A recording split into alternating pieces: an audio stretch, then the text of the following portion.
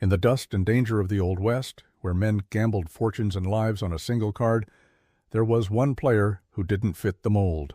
She didn't swagger, she didn't drink hard, and she didn't shoot first, but she beat every man who sat across from her. Her name was Lottie Deno, and she was the Lady Gambler.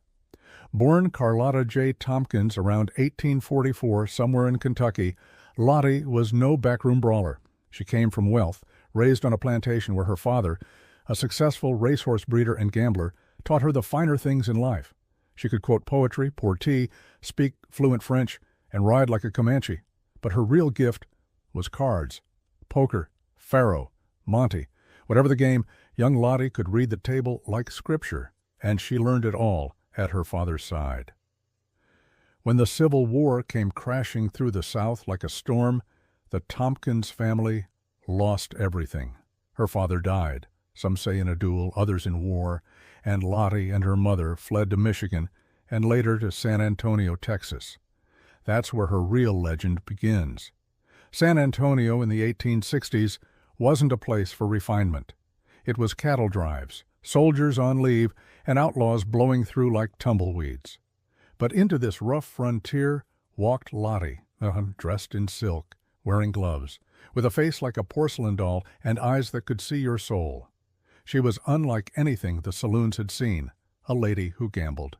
And not just for fun. She played to win. And win she did. Over time, Lottie began traveling the Texas gambling circuit with her companion, a former Confederate soldier and fellow card sharp named Frank Thurmond. Together, they drifted from town to town, raking in money, always a few steps ahead of the law and never staying long enough to draw trouble.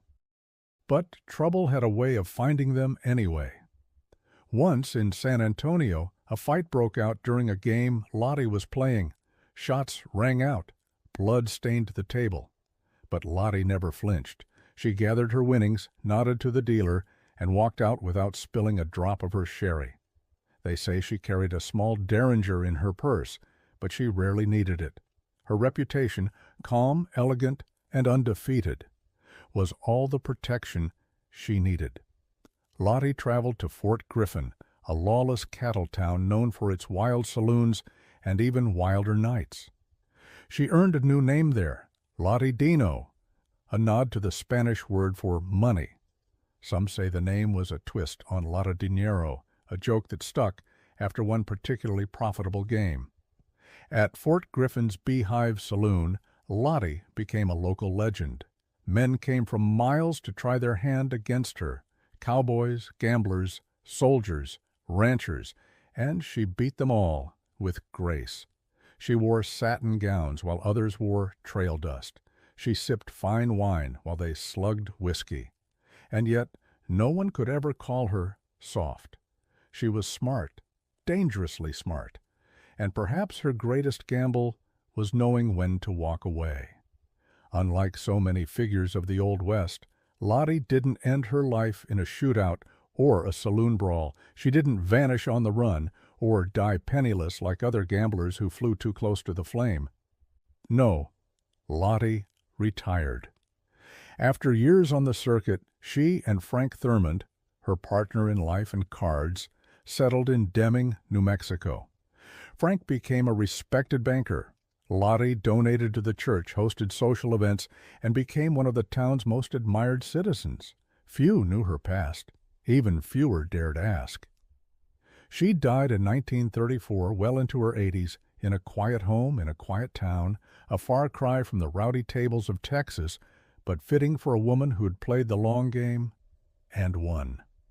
Lottie Deno's story is a rare one in the lore of the American West. She wasn't a gunslinger. She wasn't a lawman. She didn't kill for fame or run from a bounty. She was a woman who mastered a man's world with intelligence, grace, and nerve. She played poker like a prophet, walked through saloons like a queen, and left the table on her own terms.